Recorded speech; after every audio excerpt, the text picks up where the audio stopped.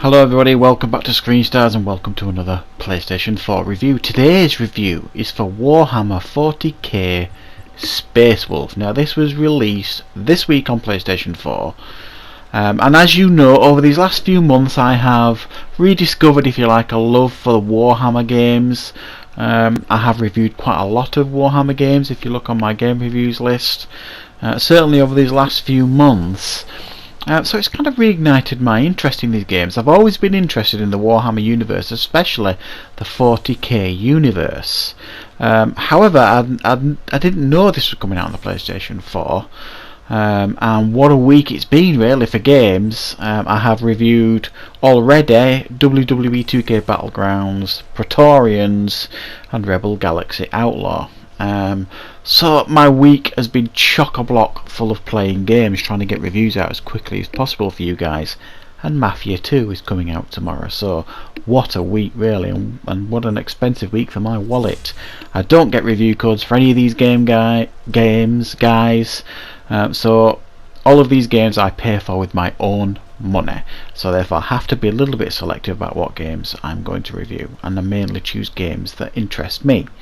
So what do we get with Warhammer 40k Space Wolf? Well, we get another tactical Warhammer game here. What differentiates this from other similar Warhammer games like Space Hulk Tactics and things like that is that this is kind of this is a card-based game, and by that I mean when you are in combat with this, you get a selection of cards, and these cards could range from move, so you can move certain spaces. You've got shotguns, flamethrowers, sniper rifles, depending on what kind of character you are, if you're a scout for example, as well as melee attacks and things like that. It gives you lots of different choices, as well as heal and some other buffs as well. Now you can either use them to move on the map, and you get 2 opportunities to move, or you can use them to attack your opponents, or you can discard your cards, a couple of cards, and then hope your next deck is going to be a little bit better on your next turn, or you can skip your turn, which gives you more turns next time. Your next turn will be a little bit quicker. So it's quite a tactical game, and I do actually really enjoy the gameplay here.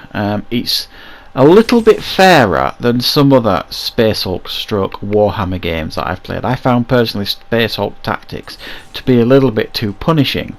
You'd spend literally an hour and a half on that game plotting what you're going to do, and then it all goes pear-shaped in the last 10 minutes, and nothing you could do about it. Whereas this game feels like when you make a mistake on this game, it's your fault, it's on you kind of thing. The game isn't overly punishing.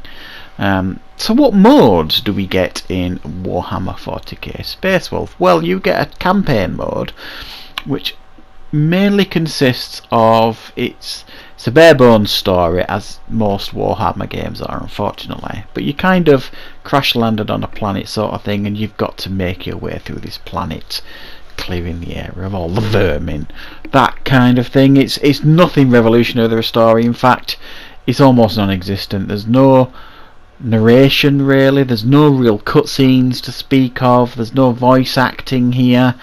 It's a kind of a bare bones Warhammer game for the old school Warhammer players, I would suggest. There's lots of text based stuff going on from your characters when they talk to each other, lots of reading, but unfortunately no voice acting, which I think the game suffers because of that. That over the top, really masculine voices that you get in the Warhammer games, especially the 40k ones, is missing here, and I really miss it in Warhammer games when they don't do put that extra book in and give us voice acting, so it does suffer the game from that. So the campaign is okay, if you like.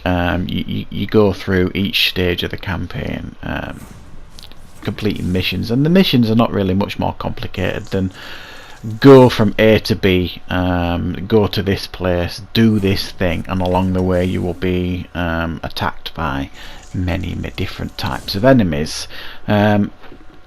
and that's really the campaign. It's nothing to write home about, but the combat itself is certainly very entertaining when you're in the campaign, and you certainly do have to be quite tactically thinking when you're playing the game. There are other modes, really. Well, there's a challenge mode here, and that consists of a number of different challenges, one of them being like taking on a number of waves of the enemy, seeing how long you can last.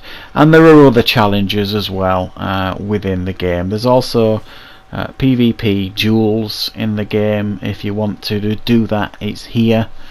But other than that, those are the modes that you really get here on this game.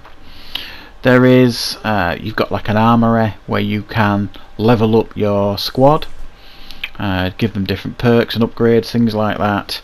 There is a forge where you can change and create new cards for your decks. You can go into the cards and alter your decks and all that kind of stuff. A bit similar to what you would do on a card game, if you're familiar with those type of card games.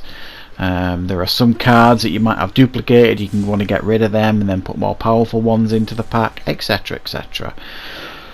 And that's kind of all that you get in here. Now, it does say when I was going to buy and download this, it says it includes all the DLC. I'm not really sure what that is, to be honest, because I don't know what the bare bones game looks like. But it does say in this version on the PlayStation that it includes all the previous DLC, which is certainly a decent amount, I would imagine. Now, this is priced, I believe I paid $32.99 in the UK for it, and if I'm being honest, I think it's a little bit overpriced for what you get. For me, it doesn't stand out enough from other Warhammer games that I've played. It feels too similar in a lot of ways, but it's a little bit more accessible to play. There's a decent tutorial when you put the game on the first campaign mission that teaches you how to play the game, that is pretty helpful. But I would suggest, if you've played Warhammer games before, and certainly if you've played card-based tactical games, you'll pick this game up fairly simply. I think the graphics are pretty good for what you get here. There's some nice animations when you're attacking your enemies. Sometimes it'll switch your camera view, so it'll give you like a close-up of what's happening, which is always nice. And I think it looks pretty good, the graphics here on the game. It's nothing brilliant, don't get me wrong, but I think it's certainly, for what it is, it looks good. I think the environments for me are a little bit too similar and a little bit too samey. Not an awful lot of imagination has gone into those. But I would say, if you're a huge Warhammer fan, there's a game here. For everybody else that kind of dips in and out and a bit of a casual Warhammer fan, and I would say probably that would include me, I think I would probably suggest waiting for a sale on this one, guys. I don't think for the price it's particularly worth what they're asking. I'm going to give it a 7 out of 10. There are elements of this game that are enjoyable. The gameplay, the combat and the tactics involved are certainly enjoyable, but everything else I'm not particularly overly impressed with.